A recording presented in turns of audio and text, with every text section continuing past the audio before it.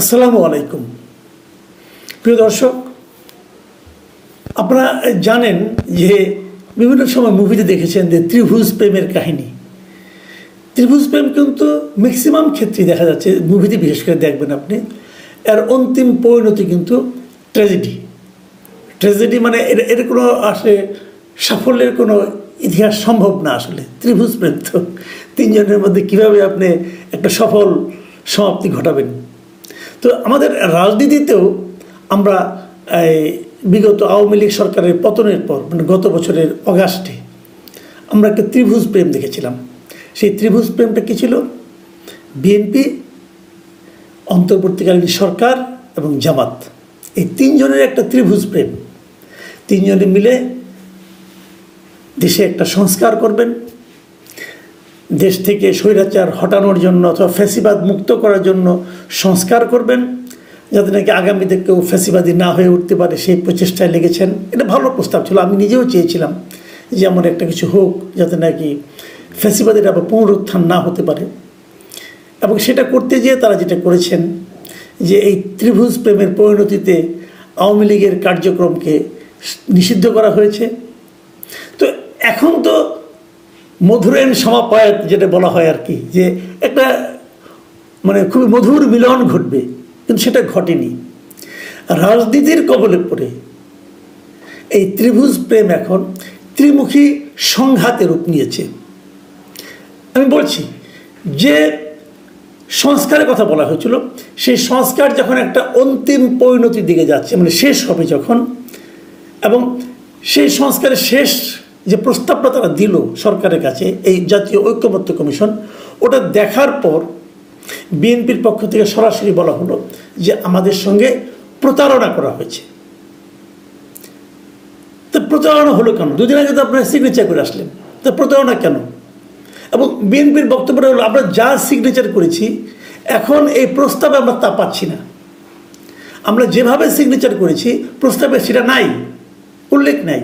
মানে এটা হলো অনেকটা এরকম আর কি, যে ওই বিয়ের অনুষ্ঠান দেখেন না, আলোচনা হয় কাবিন কত টাকা হবে, কি কি গহনা দেবে, কি কি করবে না, দেওয়া নেওয়ার একটা হিসাব হয়। তারপরে বিয়ে যখন পড়াতে যায় তখন দেখা যায় ওই গহনাগুলো আসে না, যে সমস্ত গহনা দেওয়ার কথা ছিল তার কিছুই দেয়নি, অথবা দিলে হয়তো ইমিটেশন দিয়েছে, অথবা দেয়নি। তো এটা নাকি ঝামেলা হবে না, সেই ঝামেলা হয়েছে।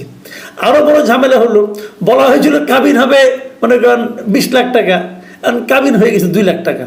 এটা তো একটা ঝামেলা, মেয়ের পক্ষ তো আপত্তি করবেই। এখন বিষয়গুলি এই ধরনের যে যা তারা অঙ্গীকার করেছে, অঙ্গীকারনামা যে সিগনেচার করেছে তারা, তার সঙ্গে প্রস্তাব যখন সেটা জনগণের কাছে পাঠাবে গণভোটের জন্য, তার সঙ্গে মিলছে না। বিএনপি আপত্তি করেছে। আবার গণভোট যেটা করবে সেই গণভোটটা কবে হবে এটা নিয়েও বিএনপির সঙ্গে জামাতের বিরাট বিরোধ। মানে ভাবখানে এরকম যে জামাতের বলছে যে এই নভেম্বরেই করতে হবে, বিএনপি বলছে নির্বাচন যখন হবে তখন করতে হবে। এখন এটা না করে ওটা করলে পরে দেশ উচ্ছন্নে যাবে, অথবা ওটা না করে এটা করলে বিএনপি ভাবছে যে এটাও দেশে উচ্ছন্ন যাবে। দেশ হবেটা কি?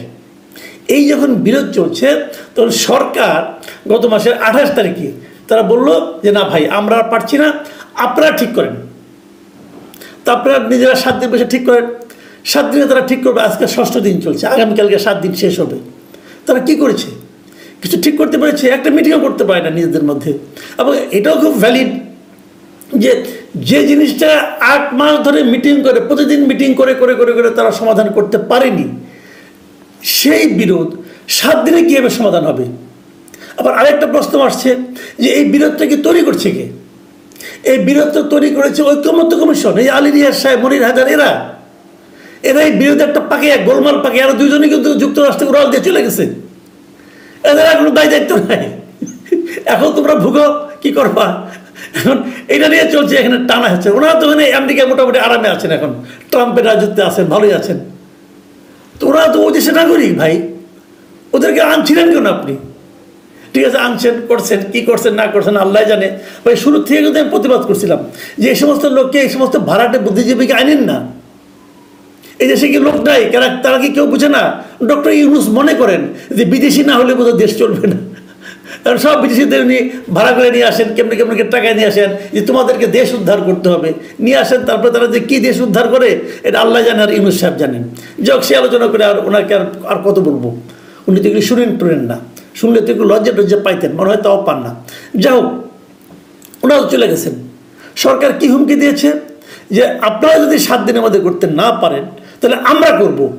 ভাই আমার প্রশ্ন হলো, যদি আপনারা করেন তাহলে সেটা জুলাই সনদ কীভাবে হবে, সেটা ঐক্যমত্যের সিদ্ধান্ত কীভাবে হবে? ঐক্যমত্য মতো লোক থাকতে হবে, ওটা তো হবে সরকারি একটা সিদ্ধান্ত।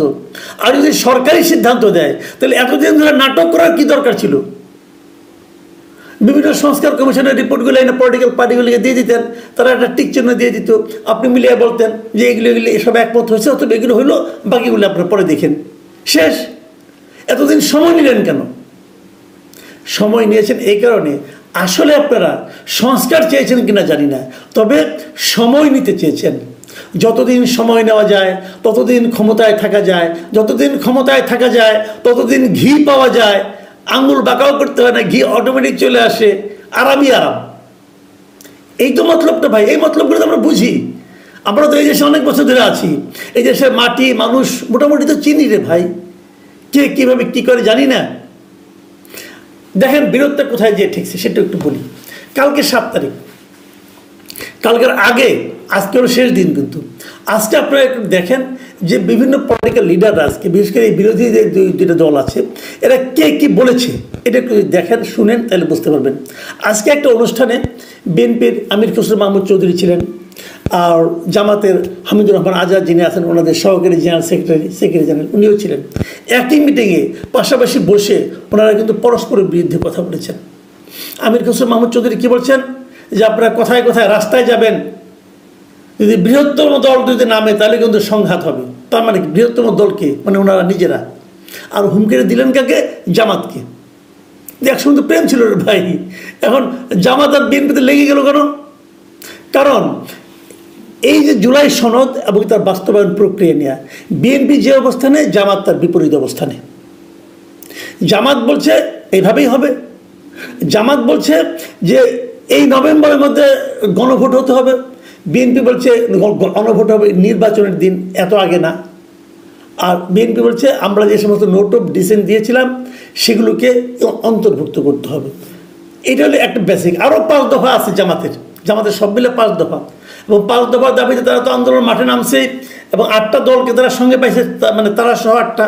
এবং তারা এটাও হুমকি দিছে যে 11 তারিখের পর, 11 তারিখে ঢাকায় মহাসমাবেশ করবে, এবং 11 তারিখের পর ঢাকার তাদের দাবি যদি না মানা হয় তা ঢাকা শহরের চেহারা তারা পাল্টে দেবে। হচ্ছেটা কি? আবার জামাত কি বলেছে যে আপনাদের সঙ্গে কি আলোচনা করবো, আমাদের লিডার তো আপনার গত বৃহস্পতিবার আপনাদের মহাসচিবকে ফোন করেছিল। হ্যাঁ করেছিল, তাহের সাহেব ফোন করেছিল মির্জা ফখরুল ইসলাম আলমগীরকে, আসেন মিটিং করি। মির্জা ফখরুল ইসলাম আলমগীর বলছে ঠিক আছে আমি এটা আলাপ করে দেখি আমার দলের সঙ্গে আলাপ করার পর এই তো আজকে তারা এই রিয়াকশনটা দিল অফিসিয়ালি, মানে তাদের কাছে দেয়নি, মিটিংয়ে দিয়েছে। কীরকমভাবে দিয়েছে শুনেন। সেই মিটিংয়ে আজকে একটা মিটিংয়ে ছিলেন আপনার সালাউদ্দিন আহমেদ সাহেব, ওনাদের স্থায়ী কমিটির সদস্য। সালাউদ্দিন আহমেদ সাহেব 2-3টা কথা বলেছেন। উনি আবার জামাতকে কিছু বলেন না, উনি সরাসরি সরকারকে বলেছেন, এবং উনি সরকারকে বলছেন যে আপনাদেরকে আমরা সমর্থন করছি, কিন্তু সেই সমর্থনটা কিন্তু একটা বাউন্ডারির মধ্যে আছে, এই সীমার বাইরে যাব না।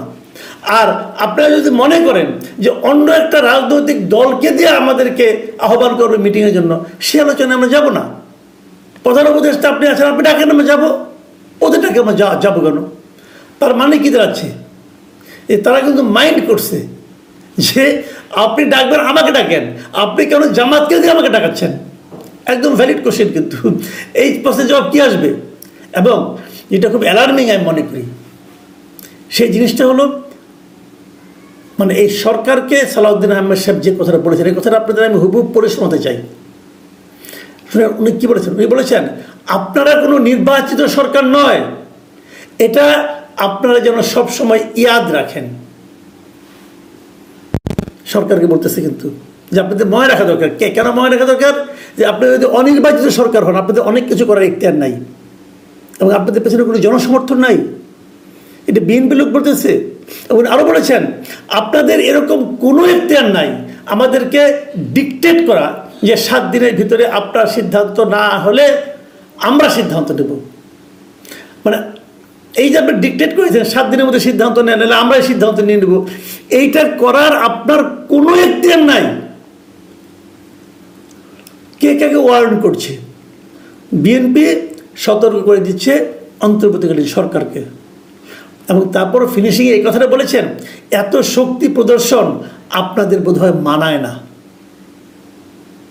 দেখুন, অনেকদিন আগে আমি একটা কথা বলেছিলাম যে এই সরকারের সবচেয়ে বড় স্ট্রেংথ হচ্ছে বিএনপি, কিন্তু আনফর্চুনেটলি এটা সরকারও বোঝে না, বিএনপিও বোঝে না। এটা ছিল আমার অভিমত। এখন মনে হচ্ছে বিএনপি স্বাবলম্বিত্ব প্রাপ্ত হচ্ছে। এখন বিএনপি বুঝতে পেরেছে, অথবা বলতে শুরু করেছে, হয়তো আগেও বুঝতো, বলতে শুরু করেছে যে তারাই হলো সরকারের সবচেয়ে বড় স্ট্রেংথ, এবং এই জন্য তারা সেই স্ট্রেংথটাকে প্রত্যাহারের হুমকি হয়তো দিচ্ছে না, কিন্তু সরকারকে মনে করিয়ে দিচ্ছে যে এত শক্তি প্রদর্শন আপনাদের মানায় না। তাহলে দাঁড়ালোটা কি? রাজনীতির খপ্পরে পড়ে বিএনপি, জামাত, অন্তর্বর্তীকালীন সরকার, এই যে ত্রিভুজ প্রেম, এটা বোধহয় ত্রিমুখী সংঘর্ষে পরিণত হচ্ছে। আমরা জানি না এই প্রেম আবার রিস্টোর করা যাবে কিনা, যদি যায় তাহলে কি হবে আমরা এটাও জানি না। যদি এই সংঘাত চলতে থাকে তাহলে সংস্কারের বা ভবিষ্যৎ কি, নির্বাচনের বা ভবিষ্যৎ কি, সবচেয়ে বড় কথা আমাদের দেশের গণতন্ত্রের বা ভবিষ্যৎ কি? প্রিয় দর্শক, আপনারা ভাবুন। এখন এ পর্যন্তই। আল্লাহ হাফিজ।